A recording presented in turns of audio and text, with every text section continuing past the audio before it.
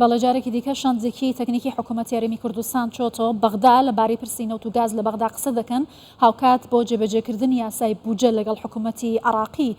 لە وتوێژدان. من زیاتر قسە دەکەم سەبارەت بە ئەنجامی سەردانی ئەم شاندانەوە حکوومەتی عراقایە تا چەندە پابندە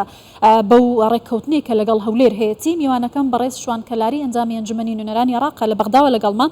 بەڕێز شوان ئەم کاتت باش. جارێکی دیکە شاندێکی تەکنیکی لە حکوومەتی هەرێمی کوردستان هاتوونەتەوە بە بەغدا. شاندەکە لەگەڵ کێ کۆ دەبێتەوە؟ ئایا کۆبوونەوەکانی ئەنجامێکی باشی دەبێت؟ بەڵێ زۆر سپاس. دیارە ئەم شەو شاندی حکوومەتی هەرێم هاتوونەتە بەغدا. شاندەکە هەم شاندێکی تەکنیکیە سەبارەت بە بابەتی نەوت و دەرچوونی یاسای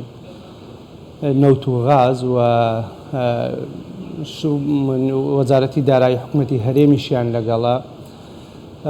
قەرارە ئەمڕۆ کۆبنەوەکانیان دەست پێ بکەن و بۆ تێگەیشتنی هاوبەشە لەسەر ئەو پرسانەی کە هەندێ خلافی لەسەر ماوە بە شێوەیەکی گشتی وە کۆزانین، ینی دەرچوونی یاسای نەوت و غاز بە گوێرە ئەوەی ڕێکەوتنی لەسەر کرابوو تەخیر بووە، بە شێوەیە لە شێوەکان مماتەڵەیە کرێ. حکوومەتی سوودانیان بەڕێز محەممەد شیع سوودانی دەکرێ بڵێن فشاری لەسرە یان وەکو ئەوەی ڕێکەوتنی لەسەر کرابوو یان میناهجی حکوومەتەکەی بە شێوەیەکی کە جێگەی ڕەزامەندی هەردوو لابێ و اتفاقی لەسەر کراوە بەو شێوەیە ناڕوا. بۆیە شاندەکە هاتوون هەم لە هەنگاو ئەو خلافانەی ماوە لەسەر تێگەیشتنەکان لەسەر یاسای نەوت و غاز نەیهێڵن، هەروەها لەسەر بابەتی تر لەگەڵ ڕقابەی مالی و لەگەڵ وەزارەتی دارایی عراق و لەگەڵ ئەم لایەنانەی شکۆ بنەوە بۆی بەڕاستی ئەم کێشانە کۆتایی بێ، چونکە وەکو دەزانین موچەخۆرانی ئێمە ماندوون و بە شێوەیەک لە شێوەکانیش بەڕاستی هەست بە پاشەکشە لە بەڵێنەکانە کرێ لەلایەن بەغدادەوە. حکوومەتی هەرێم ئەیەوێ هیچ موبەڕێ نێڵێ و ئیستیعدادی تەواوی هەیە لەسەر هەموو بابەتەکان ڕێبکەوێ، بەڵام لە بەغداوە دیارە گرروپ دروستەکرێ، هەم لە ناو خۆی ماڵی شیعە کێشە هەیە، لە نێو ئیتاڵی تەنسیقی کێشە هەیە هەم بەڵێ. بەڕێز شوان دیارەکە ئێستا خەڵک چاوەڕێەوە دەکات کە بزانێت تر موچەکەی دەگات یاسای بودجەکەی جێبەجێ دەکرێت. جێگیری سەرۆکی پەرلەمانی عێراق چەند ڕۆژ بەر لێستاوتی کە ناوەڕاستی ئەم هەفتە بەغدا موچە دەنێرێت. ئایا هیچ زانیاریەک لەم بارەوە هەیە کەی موچە دەگات؟ بەڵێ خۆی ئەمڕۆ کۆبوونەوەی ئاسایی ئەنجومەنی وەزیرانی عێراقە بە گوێرەی و بەڵێنانەی بەڕێز محەممەد شیع سوودانی داوێتی ئەمڕۆ بە ئەگەرێکی زۆرەوە بڕیار لەسەر ناردنی ئەو 906 ملیارەی کە ڕێکەوتنی لەسەر کراوە بڕیاری لەسرە درێ. ینی دڵنیایی تەواو هەیە لەو بارەیەوە کە بڕیار بدرێ. هەندێک کێشە لەسەر بابەتی نەوت هەبوو. هەرێمی کوردستان ئامادەیە ئەو ڕێکەوتنی کە کراوە 400,000 بەرمیلەکە ڕادەست بکە، بەڵام حکوومەتی عێراق و سۆمۆ خۆیان کێشەیان هەیە. یەکەم جار داوای 60,000یان کرد پێیان درا، ئێستا دانیشتنێک ینی داوای 120,000ەکەن. حکوومەتی هەرێم دیسان ئیستیعدادی پیشان داوە، هیچ کێشەیەک لای حکوومەتی هەرێم نییە. هەندێک کێشە لە بەغدا هەیەەوە بەداخیشەوە لێرە لە بەغدا ئیستیغلالی وەزعی ناوخۆی هەرێمی کوردستانیشیان کردووە. وەکو ئەزانین هەر سەرۆک حزبێک دێت کە ئەوە ئیشی حکوومەتی هەرێمە، خۆیە گەیەنێتە بەغداد و سەر بەم ماڵەکەکە و سەر ئەم لای ئەم سەرکردەی کارنەکە و سەر لە سەرۆکی حکوومەتەدا و ینی ئەمانە بەڕاستی جۆرێک لە پەرتەوازەیە. من نازانم ینی سەرۆکی حزب بۆ پێی شەرمە بچێ بۆ لای سەرۆکی حکوومەتی هەرێم هەرچی داخوازیەکی هەیە لە جێگەی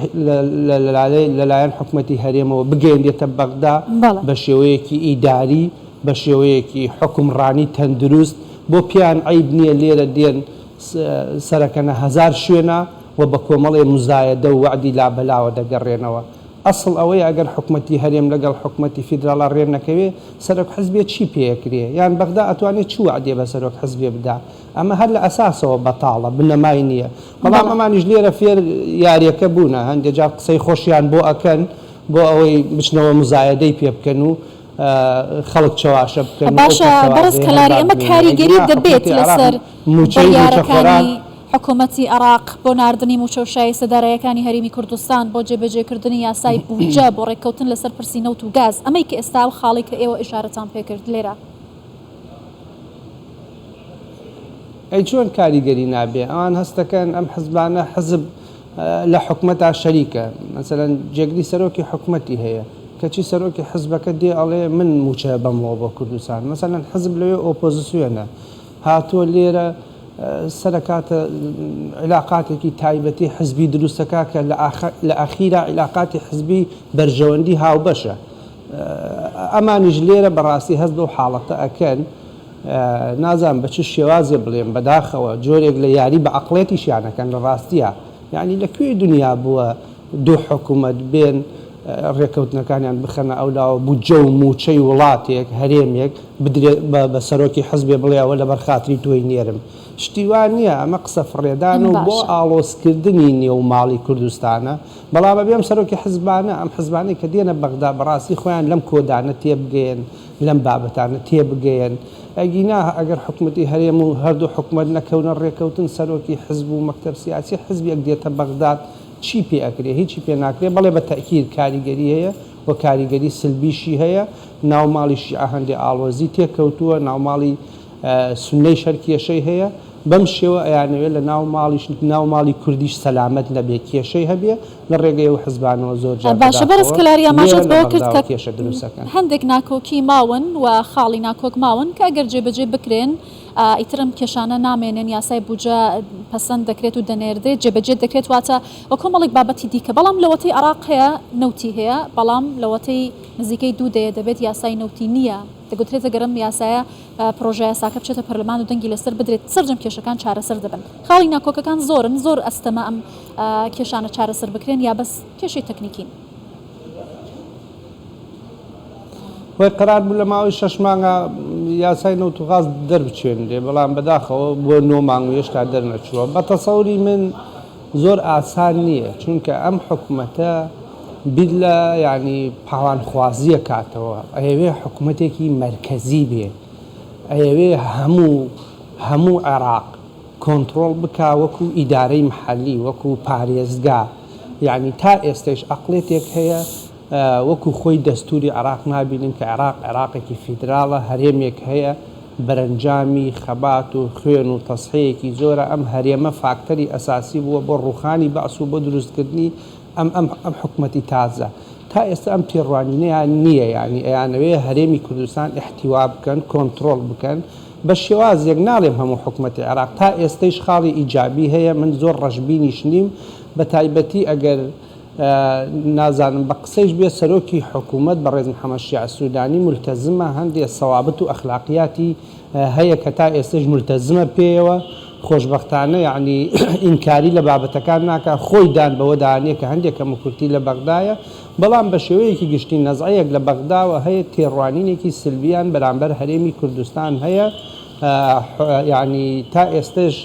اعتراف بەوە ناکەن کە ئەم هەرێمە وەکو وتم هەرێمێکە لە چوارچەوەی دەستورا مافی خۆی هەیە هاتوون پەلایان بردووە بۆ ینی هیچ جێبەجێ ناکەن مانن نییە ینی تۆ تەماشاکە هەر مناهجی وەزاری کە تازەترین ڕێکەوتنیەمەیە جێبەجێ ناکەن ئەو ڕێکەوتنانەی کە ئەیکەین هەفتەی ڕابردوو قرار 906 ملیارەکە بنێرن ئەگەر چی بە دڵنیاییەوە ئەمڕۆ قرار ئەدرێ ئەنێردرێ ئەو کێشانە کۆتایی دێ من قسەم لەسەر ئەو کێشە کەمانە نییە کە ئێستا باشە بەرز شوان کاتی زۆر کەم لە بەردەمە بەڵام بابەتە زۆر گرنگە با بە کورتی بپرسم بە دڵنیاییەوە ئەمە بە شانزی حکوومەتی هەرێم وتراوە کە ئەمڕۆ بەغدا 906 ملیارەکە دەنێرێت محەممەد شیع سوودانی وعدی داوە بە هەرێمی کوردستان کە لە کۆبوونەوەی ئەمڕۆ بڕیاری ناردنی 906 ملیارەکە بدەن بەڵام دیسان ئەوە عێراقە باش یعنی وعدی داوە لەوانەیە خەلەلێک بدۆزێتەوە کێشەیە بەڵام من وەکو قەنەعاتی خۆم بە تەئکید ئەمڕۆ سبەی ئەمڕۆ ئەو پارە دەنێردێ موچەی فەرمانبەران دەنێردرێت زۆر باش بەڕێز شوان کەلاری ئەنجامی ئەنجومەنی نوێنەرانی عێراق لە بەغداوە لەگەڵ کوردستان 24 بووی زۆر سپاس